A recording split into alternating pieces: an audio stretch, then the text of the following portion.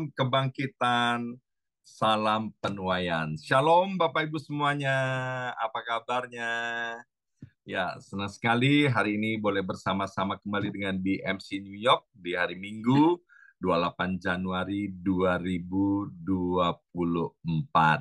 Nah, Bapak Ibu sekalian, tahun 2024 ini buat kita di Gereja BMC New York, tahun 2024 disebut The Year of Harvest. Atau tahun 2024 adalah tahun penuaian. Ayo bersama saya ucapkan tahun penuaian 23, tahun penuaian. Tahun 2024 adalah tahun penuaian.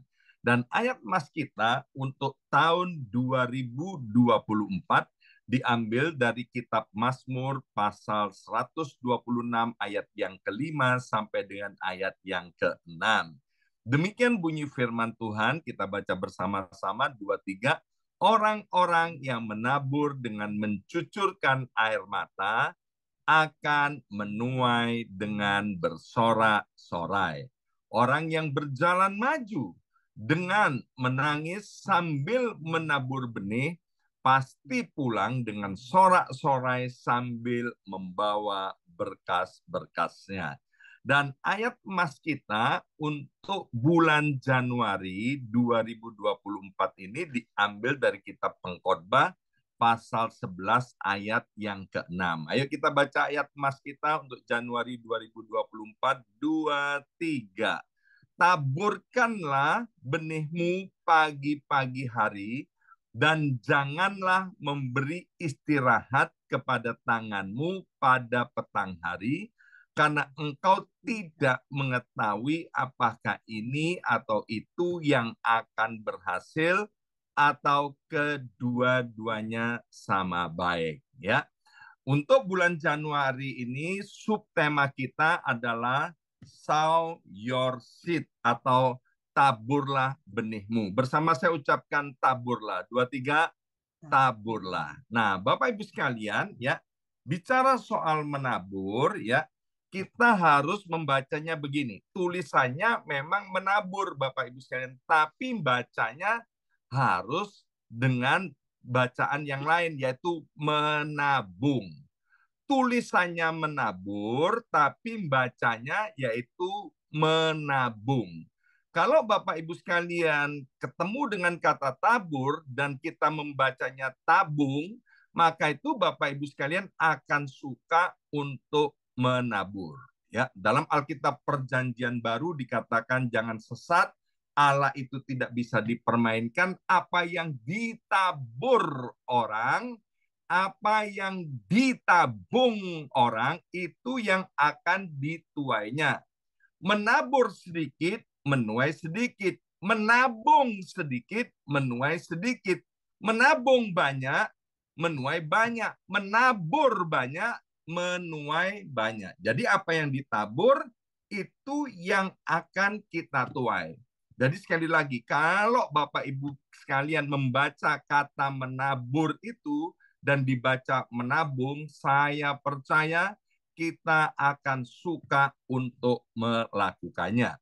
Dalam Kejadian pasal 8 ayat yang ke-22, Kejadian 8 ayat 22 dikatakan, selama bumi masih ada, takkan berhenti-henti musim menabur dan menuai. Dingin dan panas, kemarau dan hujan, siang dan malam. Ya, tolong pelotot ini Kejadian pasal 8 ayat 22. Ya, yang pertama, selama bumi masih ada. Artinya bumi ini tidak akan ada terus-menerus Bapak Ibu sekalian, ya. Alkitab sudah menjelaskan bahwa satu kali bumi ini akan dilenyapkan. Jadi selama bumi ini masih ada, itu tidak akan berhenti musim menabur dan menuai. Dingin dan panas, kemarau dan hujan, siang dan malam, ya. Kalau Bapak Ibu sekalian membaca secara utuh Kejadian pasal 8, ini adalah firman Tuhan yang disampaikan kepada Nabi Nuh setelah air bah surut. Ya, pasal-pasal sebelum kejadian pasal 8 ini menjelaskan bagaimana penduduk bumi itu amat sangat jahat, tidak takut Tuhan, tidak hormat kepada Tuhan. Mereka hidup di dalam berbagai-bagai dosa yang sangat menyakiti hati Tuhan. Ya, dan kemudian ketika Tuhan marah, Tuhan murka, kesabarannya habis, maka seluruh isi bumi itu dilenyapkan, Bapak Ibu sekalian. Ya, tidak ada satupun yang hidup, baik itu binatang maupun manusia, ya, kecuali keluarga daripada Nabi Nuh. Ya, nah, setelah air bah itu surut, maka kemudian di kejadian pasal 8 ini Tuhan bilang, ya, selama bumi masih ada, takkan berhenti-henti musim menabur dan menuai, dingin dan panas, kemarau dan hujan, siang dan malam. Ya, Bapak Ibu sekalian, ayat ini mau menunjukkan kepada setiap kita yang masih hidup pada hari ini untuk mengingatkan kita bahwa Tuhan itu mencintai dan mengasihi kita. Ya, maka itu sekali lagi nanti tolong baca Kejadian pasal 8 secara utuh. Jadi Tuhan bilang begini, mulai hari ini aku tidak akan pernah membinasakan manusia. Dibuktikan dengan Yohanes pasal 3 ayat yang ke-16. Karena begitu besar kasih Allah akan dunia ini, sehingga ia mengaruniakan anaknya yang tunggal, yaitu bernama Yesus Kristus, sehingga barang siapa yang percaya kepada Tuhan Yesus, dia tidak akan binasa, melainkan beroleh hidup yang kekal. Jadi kehendak Tuhan adalah setiap kita ini mengalami kasih Tuhan dan diselamatkan. Ya, maka itu waktu kita yang di Amerika, misalnya kita beruntung kita punya musim, ya, 4 musim, ya. Setelah musim dingin, nanti ada musim semi. Ya, setiap pergantian musim ini, biarlah setiap kita ingat bahwa Tuhan itu mencintai kita. Sekali lagi, bahwa setiap pergantian musim itu Tuhan mau ingatkan bahwa kita ini dicintai dan dikasih oleh Tuhan. Kita yang tinggal di daerah tropis ada namanya musim kemarau dan musim hujan, ya. Jadi kalau dari musim kemarau pindah ke musim hujan, sekali lagi kita harus ingat bahwa kita ini dicintai oleh Tuhan. Dari kemarau ke hujan lagi, kita harus ingat lagi bahwa Tuhan itu mencintai kita. Ya. Setelah musim semi di Amerika, kemudian ada namanya musim panas.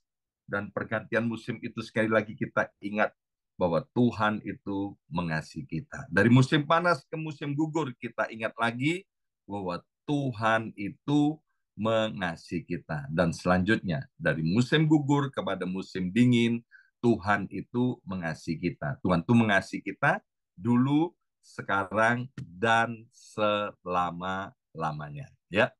Dan Tuhan ingin begini, Bapak Ibu sekalian, selama bumi ini masih ada, biarlah kita selalu menabur. Ingat tadi, menabur bacanya menuai. Ya, jadi kalau kita lihat petani, Bapak Ibu sekalian, maka petani itu menabur dan kemudian nanti ada musim menuai, dia harus ingat bahwa yang memberikan tuaian itu adalah Tuhan. Nah, hari ini saya akan berbagi dengan Bapak Ibu sekalian tentang menuai 100 kali lipat. Ya, bersama saya ucapkan menuai 100 kali lipat. 23, menuai 100 kali lipat. Ya, saya percaya Bapak Ibu sekalian senang sekali kalau kita bisa menuai 100 kali lipat. Mari kita baca dari kitab Kejadian pasal 26 ayat yang pertama sampai dengan ayat yang ke-6, nanti loncat dilanjutkan ayat 12 sampai dengan 13. Maka timbullah kelaparan di negeri itu, yaitu di Kanaan. Ini bukan kelaparan yang pertama. yang telah terjadi dalam zaman Abraham. Sebab itu Ishak pergi ke Gerar kepada Abimelek, raja orang Filistin. Sampai di sini dulu, Bapak Ibu sekalian. Salomo dalam kitab Pengkhotbah dikatakan tidak ada sesuatu yang baru di bawah matahari. Jadi yang namanya krisis, yang namanya kelaparan, itu bukan sesuatu yang baru. Zaman perjanjian lama ribuan tahun yang lalu terjadi yang namanya krisis, terjadi yang namanya kelaparan. Zaman perjanjian baru, bahkan zaman sekarang, ya, zaman sekarang tahun 2000 sekian, Bapak Ibu sekalian, juga ada yang namanya krisis, ada yang namanya kelaparan. Ya, ayat yang kedua. Lalu Tuhan menampakkan diri kepadanya, yaitu kepada Ishak, Bapak Ibu sekalian, serta Tuhan berfirman, Ishak, janganlah pergi ke Mesir. Diamlah di negeri yang akan kukatakan kepadamu. Tinggallah di negeri ini, yaitu di Gerar, sebagai orang asing. Maka aku akan menyertai engkau dan memberkati engkau. Wow, penting sekali Bapak Ibu sekalian disertai dan diberkati oleh Tuhan. Ya, Alkitab bilang segala sesuatu yang baik datangnya dari Tuhan, oleh Tuhan, dan untuk Tuhan. Sebab kepadamulah, kata Tuhan, dan kepada keturunanmu akan kuberikan seluruh negeri ini, dan aku akan menepati sumpah yang telah kuikrarkan kepada Abraham, ayahmu. Bicara soal Abraham, Bapak Ibu sekalian, Alkitab bilang bahwa kita yang percaya kepada Yesus, kita juga disebut sebagai keturunan Abraham. Ya, ayat yang keempat, aku akan membuat banyak keturunanmu seperti bintang di langit. Aku akan memberikan kepada keturunanmu seluruh negeri ini, dan oleh keturunanmu semua bangsa di bumi akan mendapat berkat. Karena Abraham telah mendengarkan firman Tuhan dan memelihara kewajibannya kepadaku, yaitu segala perintah, ketetapan, dan hukumku. Ayat yang keenam. Jadi, tinggallah Ishak di Gerar. Ayat 12. Maka menaburlah Ishak di tanah itu, dan dalam tahun itu juga ia mendapat hasil 100 kali lipat. Bersama saya ucapkan 100 kali lipat. 23, 100 kali lipat. Saya belum melihat mulut Bapak Ibu sekalian membuka semuanya. Mendapat hasil 100 kali lipat. 23, mendapat hasil 100 kali lipat. Ya, sebab ia diberkati Tuhan. Ayat 13. Dan orang itu, yaitu Ishak, menjadi kaya, bahkan kian lama kian kaya, sehingga menjadi sangat kaya. Ya. Saya berdoa Bapak Ibu sekalian bisa mengalami apa yang disebut di dalam ayat 12-13. Bapak Ibu sekalian menabur dan kemudian mendapat hasil 100 kali lipat. Dan Alkitab tidak pernah menentang orang yang percaya menjadi orang yang kaya. Ya, sekali lagi, Alkitab tidak pernah melarang, tidak pernah menentang orang yang percaya kepada Tuhan menjadi orang kaya. Bahkan kita sudah membaca, Ishak menjadi kaya. Kian lama, kian kaya. Dan ia menjadi sangat kaya. Yesus Kristus dalam pelayanannya di atas muka bumi ini, nanti Bapak Ibu sekalian bisa baca di dalam Matius pasal 13, Markus pasal 4, Lukas pasal 8. Waktu mengajar, itu Yesus pernah mengajar dengan memakai perumpamaan tentang penabur. Ya, penabur. Ada orang yang menabur, kata Tuhan. Kemudian orang yang menabur itu berhasil, ya, menghasilkan tuaian. Tuaiannya itu, kata Tuhan Yesus, ada yang 30 kali lipat, ada yang 60 kali lipat, ada yang 100 kali lipat. Ya, hal ini sebetulnya mudah dicerna kalau Bapak Ibu sekalian pernah tinggal di desa. Ya, karena saya ini kecil dan besar di desa, dan kemudian rumah saya itu cukup luas, Bapak Ibu sekalian. Jadi buat saya biasa itu, ya kan, karena di rumah kan piara ayam, Bapak Ibu sekalian. Jadi ayam tuh mainan kemana-mana gitu di halaman, ya kan. Dan kami memberi makan jagung, Bapak Ibu sekalian, ya. Dan jagung itu ada yang kemudian tumbuh loh, Bapak Ibu sekalian, ya. Jadi waktu tumbuh, satu biji jagung ini tumbuh jadi satu pohon, kemudian satu pohon itu menghasilkan beberapa apa ya, buah jagung ya. Dan itu kemudian kalau dipretelin, dihitung jagungnya berapa banyak. Itu bukan 10, bukan 20, bukan 30 ya. Dari satu biji jagung menghasilkan banyak sekali. Jadi kalau tadi dikatakan bahwa Ishak menuai 100 kali lipat, itu bukan hal yang tidak mungkin, Bapak Ibu sekalian. Amin. Saya seringkali bilang begini, kalau kita punya satu buah apel, kita potong, kita belah, kita bisa hitung loh, ada berapa biji dalam satu buah apel itu. Ya, kalau bijinya kita ambil satu, kemudian kita tanam biji itu, kita nggak bakalan bisa ngitung ada berapa buah apel yang akan dihasilkan dari satu biji. Ya kan, nanti dia jadi pohon dan menghasilkan buah apel yang banyak, kemudian nanti buahnya itu berjatuhan, bijinya kemudian tertanam lagi jadi pohon. Wah, itu sudah nggak bisa terhitung. Ya. Nah, hari ini bagaimana supaya setiap kita mengalami tuaian 100 kali lipat. Yang pertama, kita harus mengandalkan Tuhan di setiap musim kehidupan kita.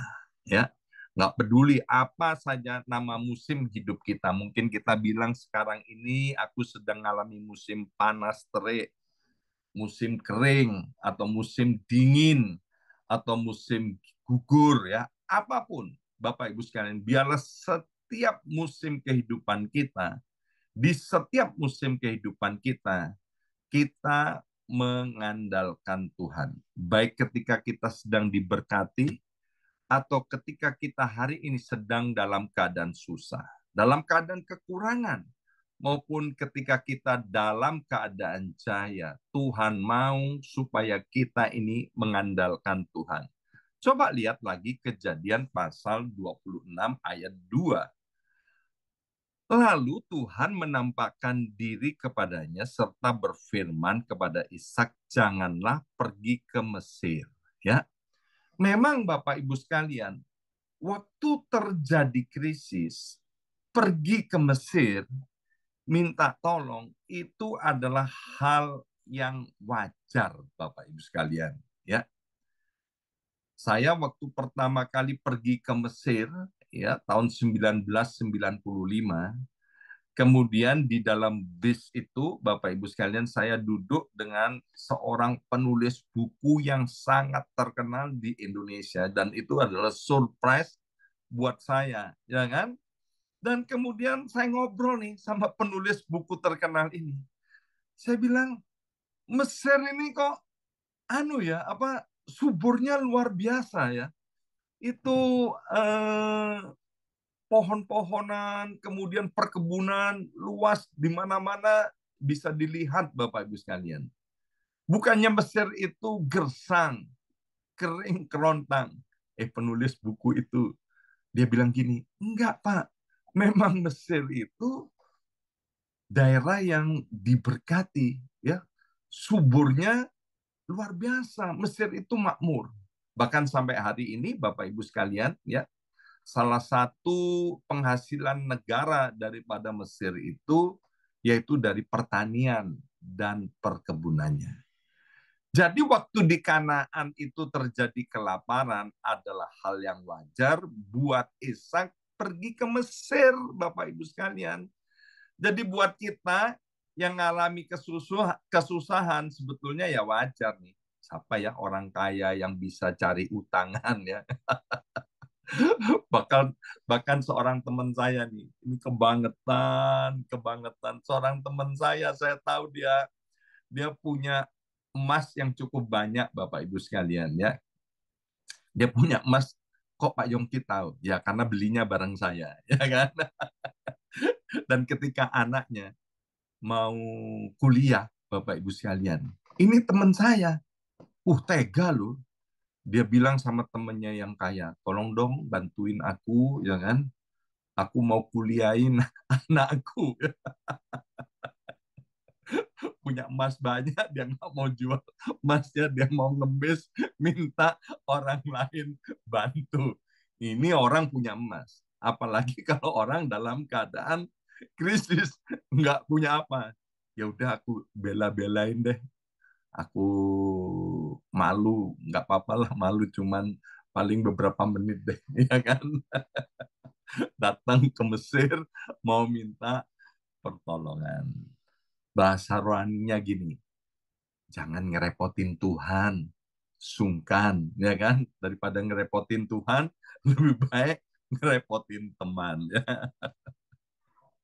Tapi Tuhan intervensi, dia datang kepada Ishak. Ishak, jangan pergi ke Mesir, ya kan? Terus Ishak tanya, jadi tinggal di mana Tuhan? Ya kan? Tuhan bilang, kamu harus tinggal di Gerar. Hah? Tinggal di Gerar. Lah Gerar ini kan daerah orang Filistin, ya. Maka yang kedua, Bapak Ibu sekalian, setelah kita harus mengandalkan Tuhan di setiap musim kehidupan kita, apa yang harus kita lakukan? Kejadian 26 ayat yang ke-6 ya bilang begini. Jadi tinggallah Ishak di Gerar, ya. Jadi Ishak itu kaget, ya, tapi Ishak itu mau taat kepada Tuhan. Maka yang kedua, kita harus taat kepada firman Tuhan meskipun tidak masuk akal. Sekali lagi, kita harus taat kepada firman Tuhan meskipun tidak masuk akal. Yang masuk akal waktu terjadi krisis yaitu pergi ke Mesir. Yang tidak masuk akal waktu terjadi krisis harus tinggal di Gerar. Gerar ini daerah orang Filistin. Bapak Ibu sekalian, jadi Filistin itu merupakan musuh bebuyutan daripada orang Israel. Mana mungkin Tuhan, aku harus tinggal di Gerar. Ini kan seperti kata apa pepatah Jawa, seperti ular mencari apa? Mencari pentungan gitu ya kan. Lah aku kan jadi mangsanya orang di Gerar itu. Tapi lihat, Ishak itu luar biasa. Tuhan berfirman dan dia mentaatinya meskipun tidak masuk akal. Yang kedua, Gerar pada saat itu keadaannya juga nggak terlalu baik. Yang baik itu Mesir. Ya, Kanaan dengan Gerar itu bertetangga, Bapak Ibu sekalian. Jadi Kanaan ngalami krisis, Gerar itu juga ngalami krisis. Tapi kita udah baca tadi bagaimana Tuhan bisa memberkati Ishak itu waktu ada di Gerar. Ya, ingat tadi Filistin itu daerah musuh. Bicara soal musuh, Amsal 16 ayat 7 bilang begini, Amsal 16 ayat 7. Jikalau Tuhan berkenan kepada jalan seseorang, maka musuh orang itu pun didamaikannya dengan dia. Ya, ayat ini benar-benar menjadi daging dalam hidup saya, Bapak Ibu sekalian. Ya, kalau hidup kita ini berkenan di hadapan Tuhan, ya, maka musuh-musuh kita itu pasti didamaikan dengan diri kita. Ya, musuh itu mungkin bisa orang tua kita, anak kita, bos kita, atau siapa saja. Ya, kalau hidup kita itu lurus, ya jalannya berkenan di hadapan Tuhan, semua musuh-musuh itu pasti didamaikan dengan kita. Dan terbukti waktu Ishak tinggal di Gerar, itu Raja Gerar, Bapak Ibu sekalian. Itu menaruh hormat loh kepada seorang Israel yang bernama Ishak. Nanti Bapak Ibu baca Kejadian 26 itu secara penuh. Waktu Elia terjadi krisis juga, ya, mengalami krisis, Tuhan bilang, Elia, sekarang kamu camping di tepi Sungai Kerit, bukan camping di Sungai Yordan. Sungai Kerit itu kan anak daripada Sungai Yordan, sungai yang kecil. Elia bisa bilang gini, Tuhan nggak salah nih, ya kan, camping di Sungai Kerit. Dan kita lihat bagaimana ketika Elia taat kepada Tuhan di Sungai Kerit, dipelihara pagi, siang, dan malam, ya, dikirimkan burung gagak untuk menghidupi Nabi Elia ini. Dan nanti Bapak Ibu sekalian silakan baca di kitab Rut. Di Rut, kitab Rut itu ada cerita tentang keluarga Elimelek dengan Naomi. Dikatakan waktu itu di Bethlehem di Israel terjadi kelaparan, ya. Dan kemudian mereka memutuskan untuk pindah ke Moab. Pindah ke Moab. Akhirnya Elimelek, kemudian Rut, anaknya Mahlon dan Kilion, mereka berempat pindah ke Moab. Kita tahu kisahnya, Elimelek mati di Moab. Mahlon dan Kilion mati juga di Moab. Akhirnya Naomi pulang kembali ke Bethlehem. Dan orang bilang, oh ini Naomi ya, Naomi ya. Naomi bilang gini, jangan panggil aku Naomi, panggil aku Mara. Dengan tangan penuh aku keluar dari Israel, dari Bethlehem pergi ke Moab. Tapi sekarang aku pulang dengan kepahitan dan tidak membawa apa-apa. Bapak Ibu sekalian, kita harus mengandalkan Tuhan di setiap musim kehidupan kita. Jangan sampai kita salah melangkah dalam hidup ini. Saya sering kali katakan, hidup kita ini bukan bergantung kepada kota New York, hidup kita bukan bergantung kepada Amerika Serikat, hidup kita bukan bergantung dengan pekerjaan kita di mana sekarang kita sedang bekerja, tapi kita harus menggantungkan hidup kita sepenuhnya kepada Tuhan. Mengandalkan Tuhan artinya mempercaya Tuhan. Kalau orang mengandalkan Tuhan, mempercaya Tuhan, maka dia akan taat penuh kepada Tuhan. Ya. Dan selanjutnya yang ketiga, Kejadian pasal 26 ayat yang ke-8. Kejadian pasal 26 ayat yang ke-8. Setelah beberapa lama ia, yaitu Ishak, ada di sana, pada suatu kali menjenguklah Abimelek, raja orang Filistin itu dari jendela, maka dilihatnya Ishak sedang bercumbu-cumbuan dengan Ribka istrinya. Ya, ini peristiwanya persis waktu seperti Daud, sore-sore dia jalan-jalan di sotoh loteng rumahnya dan dia lihat Batseba sedang mandi. Hebat loh, rumah zaman dulu ya. Kok bisa lihat sampai ke jendelanya orang gitu ya. Saya susah untuk mengimajinasikannya. Tapi saya udah baca dengan berbagai terjemahan. Saya pikir Abimelek ini lagi mau main ke rumahnya Ishak. Dan waktu dia sampai rumahnya Ishak, nginceng di jendelanya. Ada orang atau enggak, ya kan? Ternyata enggak, saudara. Jadi Raja Abimelek itu sedang ada di rumahnya. Tapi hebat loh, dari rumahnya dia bisa kelihatan Ishak sedang bercumbu-cumbuan dengan istrinya. Saya nggak tahu jendela zaman dulu gimana ya. Kok bisa orang lain sampai ngintip ya. Tapi dari Kejadian pasal 26 ayat yang ke-8, kita dapat begini, Bapak Ibu sekalian. Waktu dalam keadaan krisis, ya, dalam keadaan tidak baik, Bapak Ibu sekalian, kita harus mencintai keluarga kita. Dalam keadaan krisis, kita nggak boleh benci dengan keluarga kita, apalagi saling menyalahkan. Ya, dalam keadaan krisis, kita harus, Bapak Ibu sekalian, merapatkan barisan. Maka tuh hal yang ketiga, agar supaya kita menuai 100 kali lipat, kita harus hidup rukun. Dengan siapa? Dengan semua orang. Ya. Supaya bisa hidup rukun dengan semua orang, dimulai dengan hidup rukun dengan anggota keluarga inti.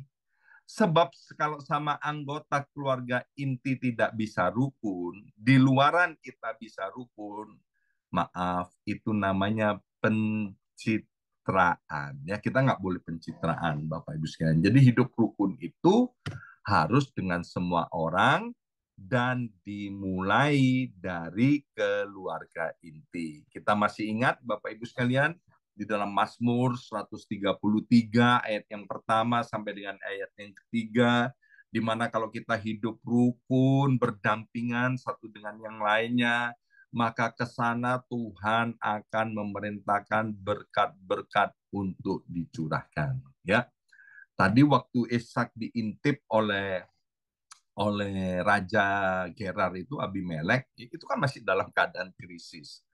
Kita belum membaca kan, belum sampai ke ayat 12 sampai 13. Tapi kalau Bapak Ibu nanti membaca setelah ayat 13, itu kan kemudian Ishak menjadi kaya, bertambah kaya, dan menjadi sangat kaya. Ternyata waktu Ishak itu menjadi sangat kaya, Bapak Ibu sekalian, Ishak itu juga senang untuk hidup rukun. Itu kan terus dicari gara-gara sama orang Gerar. Ya kan? Sumur-sumur yang digali oleh Ishak itu, ya, hasil jerih Ishak dan para pegawainya itu direbut loh sama orang-orang Gerar, sama gembala-gembala Gerar. Ya ingat, Ishak udah kaya raya, dia punya power, dia punya kekuatan, dia punya kuasa. Tapi apa yang dikerjakan oleh Ishak? Ya udah, mungkin dia orang Surabaya ya. Dia bilang ini, wes sing waras ngalai, ngalah, ya kan? Dia tinggalkan loh sumur itu. Ya udah, kamu mau merebut ini, ya udah ambilan. Dan sumur itu dikasih nama Esek. Mungkin Ishak juga terilhami oleh bapaknya yang bernama Abraham. Waktu gembalanya Abraham dengan gembalanya Lot itu bertengkar, ya kan? Abraham bilang gini, aduh Lot, jangan bertengkar deh, ya. Ngisin-ngisini, ya bikin malu. Udah, kamu ambil, kamu mau yang mana, kamu ambil deh. Aku lebihnya. Kamu pilih dulu, aku sisanya. Nah, Bapak Ibu sekalian, ya, mengalah itu harus jadi gaya hidup setiap kita. Orang ngalah itu belum tentu kalah. Dunia memang sering goblok-goblokin kita. Goblok kamu. Kamu pengecut. Kamu penakut. Kamu kurang hikmat.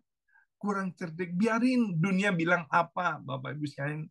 Yang penting kita sesuai dengan firman Tuhan. Dan kemudian Ishak gali lagi sumur yang lain, ya kan? Direbut lagi loh sama gembala-gembala di Gerar, ya. Dan Ishak bilang apa? Nggak apa nih, ambil kamu. Dan sumur itu dikasih nama Sitna. Dan kemudian Ishak menggali sumur lain lagi, ya. Nah, Bapak Ibu sekalian, penting sekali untuk kita tidak memulai pertengkaran. Amsal 17 ayat yang ke-14 bilang, memulai pertengkaran adalah seperti membuka jalan air. Jadi, undurlah sebelum perbantahan dimulai. Ya, jadi kita bisa, Bapak Ibu sekalian, untuk kita mundur daripada pertengkaran. Ya, itu kan pilihan di tangan kita. Tadi sebelum ibadah saya sempat ngobrol dengan William, dengan Marcel dan beberapa teman bahwa tunawisma, maaf, homeless di Amerika Serikat tahun 2023 itu meningkat pesat, Bapak Ibu sekalian, ya. Jumlah homeless itu data akhir tahun 2023 di Amerika Serikat ada 653.100 orang, Bapak Ibu sekalian, ya. Dan di mereka tuh di California ada 181.000 sekian, di New York ada 103.000 sekian, di Florida 30.000 sekian, di Washington DC 28.000 sekian, di Texas 23.000 sekian, dan lain sebagainya. Ya, waktu para ahli mengadakan riset mengapa kok mereka sampai tunawisma seperti itu, ya, karena narkoba, karena kemiskinan, karena krisis, karena kebangkrutan. Dan kita yang tinggal di Amerika, kita tahu bahwa pemerintahan Amerika Serikat begitu generous, Bapak Ibu sekalian, ya, memperhatikan orang yang punya surat maupun tidak punya surat. Itu dibuktikan waktu pandemi COVID-19, ya. Itu semua ditolong oleh pemerintahan Amerika Serikat. Jadi apa akar masalahnya? Akar masalahnya karena tidak ada kasih di dalam keluarga. Ya, jadi mereka pilih membambung atau memilih jadi homeless, lari kepada minuman keras, kejahatan, narkoba dan lain sebagainya. Maka itu ya Tuhan mau tekankan kepada setiap kita pentingnya kita merapatkan barisan, hiduplah rukun, dimulai dengan keluarga inti. Dan kemana saja Tuhan tempatkan kita di komunitas, ya, di komunitas, di tempat kerjaan, di mana Bapak Ibu sekalian ngalah, Bapak Ibu sekalian, ya, jangan suka berbantah-bantahan. Beberapa waktu yang lalu, ya, saya mendengar, saya lupa siapa di antara kita yang cerita, ya, rebutan parkir, ya, rebutan parkir, ya, merasa dirinya benar, dia nggak mau ngalah. Orang yang merasa dirinya benar juga, yang lainnya keluarin pistol, Bapak Ibu sekalian, itu kan mati sia-sia. Saya sama istri, kalau parkir, Bapak Ibu sekalian, ngalah, ya, nyari tempat yang agak jauh gitu, ya, yang parkirnya gampang, sekalian olahraga jalan kaki. Ngapain terlalu parkir terlalu deket-deket sama sama pintu, ya, sing waras ngalah, Bapak Ibu sekalian, ya. Dan yang terakhir, Kejadian 26 ayat 12 sampai 13. Kejadian 26 ayat 12 sampai 13. Maka menaburlah Ishak di tanah itu, dan dalam tahun itu juga ia mendapat hasil 100 kali lipat. Sebab ia diberkati Tuhan, dan orang itu menjadi kaya, bahkan kian lama kian kaya, sehingga ia menjadi sangat kaya. Nah, yang keempat, Bapak Ibu sekalian, benih itu harus ditabur dan tidak boleh dimakan. Yuk baca bersama-sama, 2, 3. Benih itu harus ditabur dan tidak boleh dimakan. 2, 3. Benih harus ditabur dan tidak boleh dimakan. Mari kita buka 2 Korintus pasal 9 ayat yang ke-10. Dikatakan Allah menyediakan benih bagi penabur dan memberikan roti untuk makanan. Di dalam setiap berkat Tuhan, sekali lagi, di dalam setiap berkat Tuhan yang kita terima, Bapak Ibu sekalian, itu ada 2 unsur. Yang pertama ada benihnya, yang kedua ada rotinya. Sekali lagi, dalam setiap berkat Tuhan yang kita terima hari ini, itu ada 2 unsur di dalamnya. Yang satu namanya benih, yang satu namanya roti. Benih itu dilarang keras untuk dimakan. Benih itu harus ditabur. Yang boleh dimakan itu adalah roti, Bapak Ibu sekalian, makanan itu. Dalam Hagai pasal 1 ayat yang ke-9, Hagai pasal 1 ayat 9 berkata begini, kamu mengharapkan banyak, tetapi hasilnya sedikit. Dan ketika kamu membawanya ke rumah, aku, Tuhan, menghembuskannya. Oleh karena apa? Demikianlah firman Tuhan semesta alam, oleh karena rumahku yang tetap menjadi reruntuhan dan kamu masing-masing sibuk dengan urusan rumahnya sendiri. Ya, ini kan bicara soal orang-orang yang ada benihnya tapi dimakan sendiri, Bapak Ibu sekalian, ya. Dimakan untuk urusan dirinya sendiri. Sehingga meskipun membawa banyak, itu dihembuskan oleh Tuhan sendiri.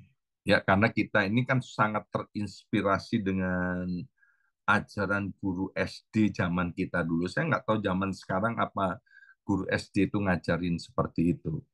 Hemat pangkal kaya. Ya, tapi Alkitab bilang gini, Amsal 11 ayat 24, Amsal 11 ayat 24, ada yang menyebar harta tetapi bertambah kaya. Ada yang menghemat secara luar biasa, namun selalu berkekurangan. Dalam terjemahan bahasa Inggris, The Message Bible dikatakan, the word of generous gets larger and larger. Jadi dunia orang yang murah hati makin besar dan makin besar. The word of the stingy gets smaller and smaller. Dunianya orang pelit itu makin kecil, dan makin kecil. Hari ini kita sama-sama belajar. Tuhan mau setiap kita menuai 100 kali lipat. Yang pertama, kita harus mengandalkan Tuhan di setiap musim kehidupan kita. Yang kedua, kita harus taat kepada firman Tuhan meskipun tidak masuk akal. Yang ketiga, hidup rukun dengan semua orang. Caranya gimana? Kita harus mengasihi, kita harus mengampuni, mengasihi dan mengampuni tidak bisa dipisahkan, ya. Sing waras ngalah, Bapak Ibu sekalian. Yang keempat, benih itu harus ditabur dan tidak boleh dimakan. Mari kita berdoa. Kami berkati setiap anak-anak-Mu Tuhan BMC New York ini dimanapun berada. Kami berdoa, biarlah tahun ini setiap anak-anak-Mu menuai 100 kali lipat. Karena itu adalah kehendak dan firman-Mu. Tahun 2024 ini Tuhan, tidak ada lagi yang punya utang, tapi yang ada adalah memberikan pinjaman kepada banyak bangsa. Maka itu biarlah kami bukan hanya menjadi pendengar, tapi kami mau menjadi pelaku daripada firman Tuhan. Terima kasih Bapa.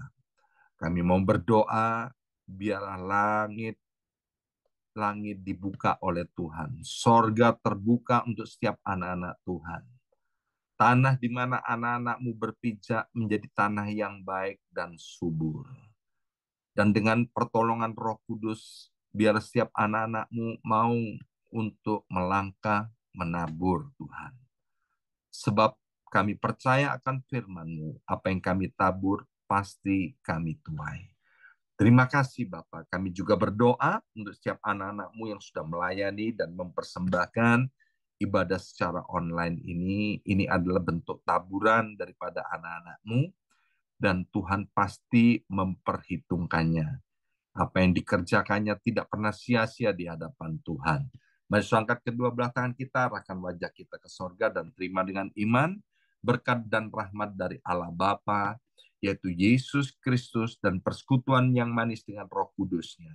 Tuhan melindungi kita, Tuhan menyertai kita, sehingga kemana saja kita keluar masuk, Tuhan jadikan kita senantiasa beruntung dan berhasil. Dan tahun ini juga setiap kita menuai 100 kali lipat. Yang percaya terima berkat ini dengan iman, dan dalam nama Yesus katakan amin 3 kali. Amin, amin, amin.